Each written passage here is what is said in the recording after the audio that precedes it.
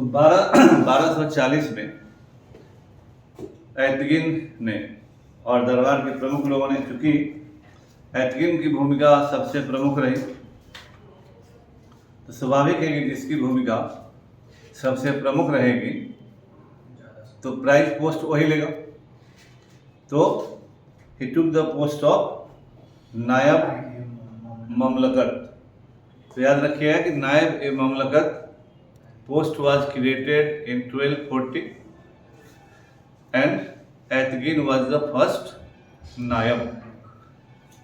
यहाँ से एक संघर्ष की शुरुआत होती है जिसको बोलते हैं ताज वर्सेस अमीर, है ना। ताज माने सुल्तान, अमीर माने दरबारी, है ना। तो ताज और अमीरों के बीच संघर्ष शुरू हुआ। तो दरबारी they will try to undermine the authority of the sultan. तो सुल्तान केवल नाम मात्र का रहेगा। इस समय इतना ही इंश्योर किया गया कि जो भी सुल्तान है वह इल्तुतमिश के खानदान से जुड़ा हुआ है ना। और नीचे जो नायब रहेगा, तो जो भी जिसको सुल्तान बनाने में महत्वपूर्ण भूमिका अदा करेगा, ही विल बी द नायब। हालांकि एतगिन की हत्या तुरंत हो गई, 2-3 महीने के अंदर ही एतगिन मारा गया। मुइजुद्दीन बहराम शाह 2 साल 1 महीना 15 दिन सुल्तान रहा और जनरली वह उस तरह का दिखावटी नहीं था, लेकिन अत्याचारी था, टिरेनिकल था, लोगों को मारपीट करने में बड़ा उसको आनंद आता था और रक्तपात, ब्लड थर्स्टी टाइप का आदमी वो था। फिर इतने दिन में मर गया। फिर सुल्तान अलाउद्दीन मसूद शाह, ये रुकनुद्दीन फिरोज शाह का बेटा था। रुकनुद्दीन फिरोज शाह जो इल्तुतमिश के बाद सुल्तान बना था, याद रखिएगा, उसका बेटा था। यह 1242 से 46 रहा। तो दरबार में नायब और अधिकारी सब कुछ रहे और प्रांतों की स्थिति लगातार खराब होती चली गई, क्योंकि सुल्तान ही कमजोर है। तो नायबों को और दरबारियों को जो मन आता था वही किया और पूरे राज्य में लॉ एंड ऑर्डर का सीरियस प्रॉब्लम था। इस जमाने में दिल्ली को भी लोग लूट लेते थे। दिन में भी दिल्ली पर डकैती होता था। दिल्ली से अवध और अवध से बिहार की तरफ आने वाला रास्ता असुरक्षित हो गया। हर तरफ अव्यवस्था की दौर मच गई, है ना। अब इसी में इस समय बलबन साहब आते हैं चित्र में। बलबन जी जो हैं ये इल्तुतमिश के दास थे, है ना। He was also a slave of Iltutmish, he was a member of चहलगनी। तो जिस तरह से रामविलास जी, लालू जी, नीतीश कुमार जी, सुशील मोदी जी, जयप्रकाश आंदोलन के चहलगनी थे। Everybody want to be the chief minister of Bihar. तो इन लोगों ने भी लालू जी के खिलाफ विद्रोह किया, क्योंकि wanted to be the chief CM. तो ये आप स्वाभाविक होता है कि जब एक साथ आप रहते हैं तो प्रतिस्पर्धा अपने आप होता है। अब ये लोकतंत्र है तो लोकतांत्रिक प्रतिस्पर्धा हुई, पार्टी टूटी, इधर हुआ उधर हुआ। लेकिन ये तो वो जमाना है, इसको अंजाम तक बलबन जब सुल्तान बनेगा तो पहुंचाएगा। लेकिन अंदर ही अंदर प्रतिस्पर्धा रहेगा कि यही क्यों नायब बनेगा, हम क्यों नहीं। अब बलबन ने एक दाव खेला। वहां था कि जो भी सुल्तान बनेगा और उसको जो बनाएगा, ही will be the most powerful person. तो जो इल्तुतमिश का बड़ा बेटा जो था, मर गया था, नसीरुद्दीन, उसका परिवार बहराइच में रहता था, है ना। बहराइच उत्तर प्रदेश, वह पहले पूर्वी जो राज्य था उसका हेडक्वार्टर बहराइच होता था, है ना। तो the whole family used to live in Bahraich. एक दिन बलबन चुपके से बहराइच निकल गया और उस नसीरुद्दीन का जो बेटा था उसका भी इतिहास में नाम सुल्तान नसीरुद्दीन महमूदे है। तो इसीलिए कई जगह मिसप्लेस हो जाता है कि लोग कहते हैं कि इल्तुतमिश का बेटा है, लेकिन ये इल्तुतमिश का पोता हुआ, यानी इल्तुतमिश के सबसे बड़े बेटे का बेटा। और बलबन ने ये बहुत ही सीक्रेटली काम किया। जब बहराइच गया तो बातचीत किया और वहां से निकलने पर कोई शक न करे तो उसको बुर्का पहना दिया। मतलब जब घर से निकला तो बोला कि जा रहे हम लोग शिकार करने, और बाहर निकला तो उसको बुर्का पहना दिया ताकि किसी को लगे नहीं कि कुछ षड्यंत्र होने वाला है। और बुर्का पहना के घोड़े पर बैठा के लेके चलाया दिल्ली और अपने लोगों से मिलकर इसको हटाकर बोला कि मेरा कैंडिडेट ये है, और गद्दी पर बैठा दिया। मारकाट हुआ जिसमें बलबन जीत गया और नसीरुद्दीन महमूद जो बलबन का पोता था, सॉरी इल्तुतमिश का पोता था और सबसे बड़े बेटे का बेटा था, he was placed on the throne, है ना। और बलबन बिकेम द नायब। 1246 तो Balban will remain naib for more than 18 years. बीच में थोड़ा सा व्यवधान हुआ, मतलब 19 साल तक लगभग बलबन नायब रहेगा। बलबन बड़ा ही कैलकुलेटेड आदमी था, हर काम कैलकुलेशन के साथ करता था।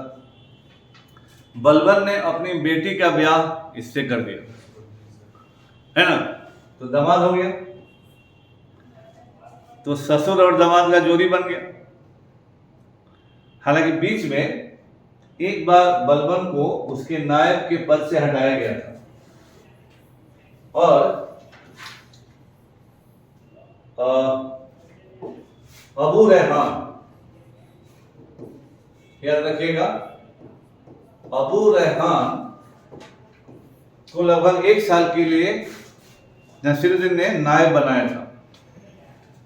अबू रेहान पहला भारतीय मुसलमान है, ये भारतीय मुसलमान था जो नायब बना,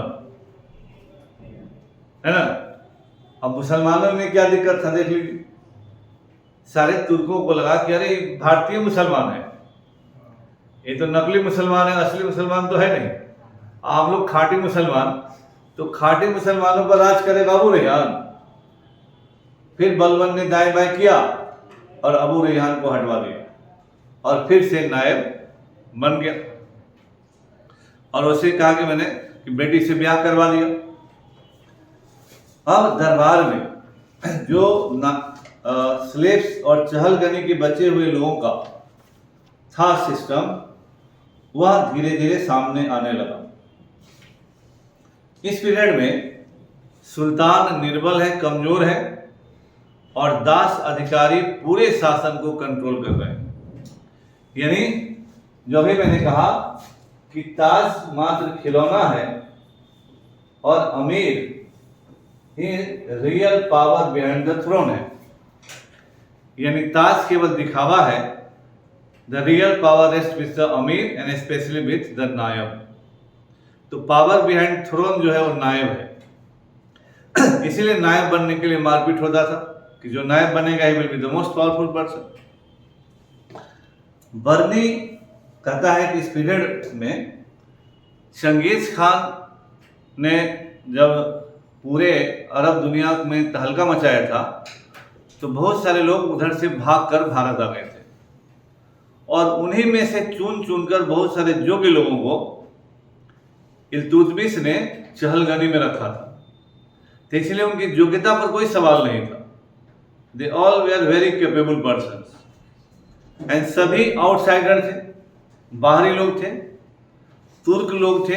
उस जमाने में तुर्क कहते थे कि हमसे श्रेष्ठ कोई नहीं है और उन लोगों को लगता था कि वो सुपीरियर लोग हैं। इल्तुतमिश जब मरा तो इन लोगों ने सारे गैर तुर्कों का नाश कर दिया, विशेषकर रजिया के बाद। जैसे अभी हम लोगों ने पढ़ा कि रजिया ने गैर तुर्कों से तुर्कों का बैलेंस करना चाहा, लेकिन the moment they got the chance they eliminated the entire top grade non touch from every post. और हटाने का मतलब है गर्दन काटने का भी हिसाब किताब।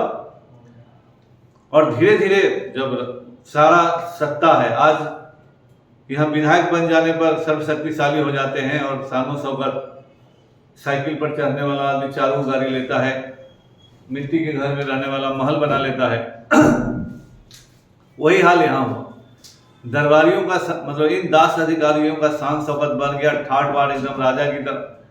और एक दूसरे को नहीं कहते थे, जैसे राजपूतों में होता है मेरे से बड़ा तुम्हें है। तो इन लोगों में इस तरह का अहम आ गया, क्योंकि दे वर कंट्रोलिंग द होल स्टेट। पूरे राज्य का नियंत्रण इन दास अधिकारियों को था।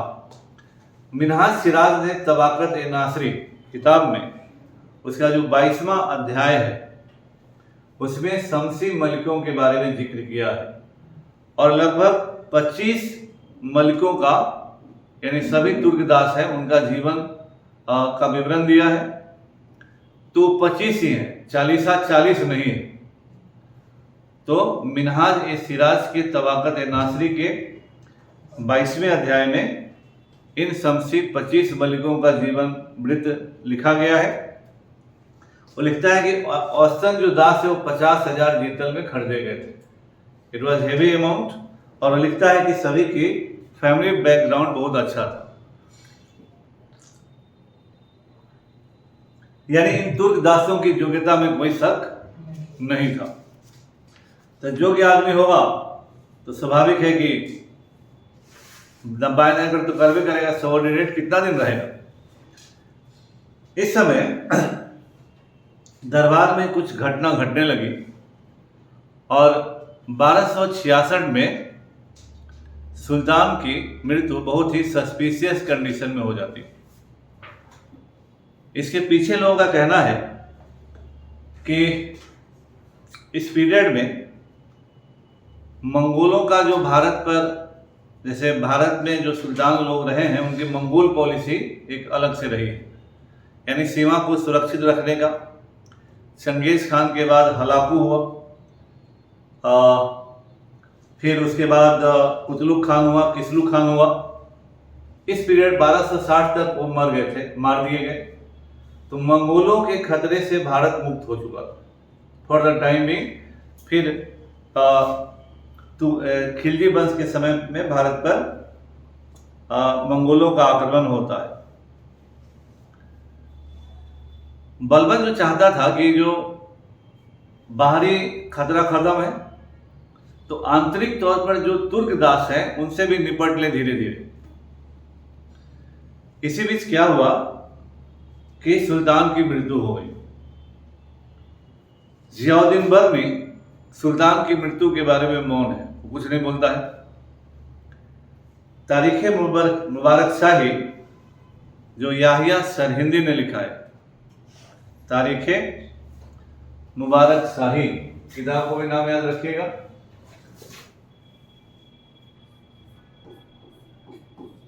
तारीख ए मुबारक शाही याहिया सरहिंदी ने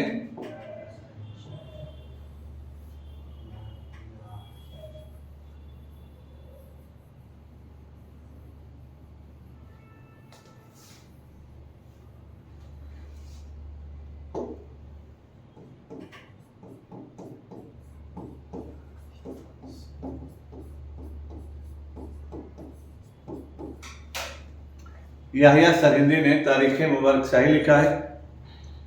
वो कहता है कि सुल्तान बीमारी से मर गए। इब्न बतूता ने रहला लिखा है। ये सब किताब अपना लिखते थे, बार बार रेफरेंस आएगा। इब्न बतूता ने रहला लिखा है। इब्न बतूता लिखता है कि अंत में उसके नायब ने उसे मार डाला और स्वयं सुल्तान बन गया। यानी इब्न बतूता स्पष्ट लिखता है कि बलबन ने उसको मार डाला, है ना। इसामी फुतुह सलातीन किताब लिखा। इसामी ने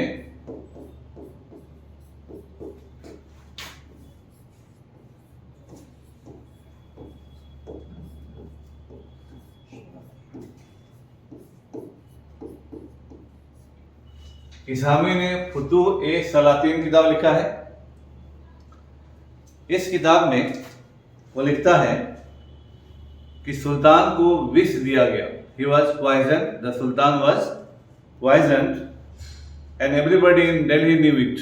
दिल्ली में सभी लोग इस बात को जानते थे। इसामी एक रेफरेंस देता है, यहाँ पर एक स्टोरी करता है। चूंकि जो सुल्तान था बलबन का दामाद है, बलबन के भी बेटे थे, उसके भी बेटे हुए। ये सुल्तान एक बड़ा शरीफ आदमी था, Nasiruddin Mahmud. He was a very nice prince, well educated, religiously devoted, honest person, और इसमें दुर्गुण कोई नहीं था। कहा जाता है कि बहुत ही धार्मिक आदमी था। इसके अपने ऊपर पर्सनल एक्सपेंसेस नहीं थे, यहाँ तक कि कुछ इनकम के लिए सुल्तान होकर भी टोपी वोपी सिलता था, जो औरंगजेब भी किया था। इसलिए व्यक्तिगत तौर पर एक पवित्र टाइप का आदमी था ये सुल्तान। इसी का फायदा उठाया था बलबन ने। हमेशा ऐसा होता है, देख लीजिए इतिहास से। तो ऐसा कहा जाता है कि सुल्तान और एक ही परिसर में सभी लोग रहते थे। तो एक दिन की बात है कि और सभी बच्चे साथ साथ खेलते थे। एक दिन सुल्तान और बलबन के बेटों के बीच में बाजी लगा। एक ने कहा कि मेरे पिताजी बड़े ज्ञानी आदमी हैं, बुद्धिमान आदमी हैं। तो बलबन के बेटा बोला कि मेरा पिताजी बहुत बुद्धिमान आदमी है। दोनों में शर्त लगी। और सुल्तान के बेटा ने कहा कि तुम्हारे पिता को पैर पर झुकवा लेंगे। तो बलबन का बेटा बोला ऐसी तुम्हारा औकात है कि मेरे पिता को पैर पर झुकवा लोगे, चलो 100 टंका का बाजी लगा। बाजी लग गई। तो बलबन इन लोगों को घुड़सवारी सिखाता था। तो सुल्तान का बेटा क्या किया कि अपना चाबुक जो है यहाँ सीधे पैर के पास गिरा दिया, और बलबन की तरफ देखा ना, देखते कि जरा दे दीजिएगा। तो बलबन चाबुक उठाने झुका, तो घोड़ा पर बैठा था, तो उसका पैर और बलबन का सर एक सामने आ गया। तो एक तरह से सुल्तान के बेटे के पैर पर सामने बलबन का सर आ गया। जब खत्म हुआ घुड़सवारी तो बोला कि लाओ लाओ पैसा लाओ, देखा ना झुका लेंगे तो बाबू को। इस बात को बलबन के बेटे ने जाके बलबन को बताया। कहा कि अब तो कमाले, तो डुबा दिया हमको। जब बलबन ने सारी कहानी सुनी तो बलबन बहुत कैलकुलेटेड चल रहा था कि समय आने पर सुल्तान को सजदा करेंगे। लेकिन जब बलबन ने कहानी सुना तो उसको लगा कि सुल्तान का बेटा बुद्धिमान हो रहा है, और ये बुद्धिमान हुआ तो काउंटर हो जाएगा, तो जितना जल्दी हो इसको एलिमिनेट कर दो। चूंकि सुल्तान की मृत्यु बहुत ही रहस्यमय तरीके से हुई और पूरे दरबार को भी नहीं जलाया गया और उसे दफना दिया गया, और बलबन ने उस अरब परंपरा का पालन किया और इल्तुतमिश के खानदान के एक एक बच्चा और मेल को गर्दन काट दिया, है ना। तो ये उस परंपरा को फिर यहां पर दोहराया गया है। जबकि दामाद था, अपनी बेटी थी, अपना नाती पोता हुआ, every male member of the family of Iltutmish, they were thoroughly eliminated, है ना। इस तरह से इल्तुतमिश के खानदान का क्लीन स्वीप मार दिया बलबन ने और सुल्तान बन गए 1266 में। चाहे जैसे सुल्तान बना हो, लेकिन बलबन कैपेबल सुल्तान बनेगा, लेकिन अपने मालिक तो छोड़ दीजिए, अपने दामाद बेटी को ही खत्म कर दिया। इसलिए कहा गया कि किंगशिप नोज नो किंगशिप, राजतंत्र में कोई रिश्तेदारी का मतलब नहीं होता है।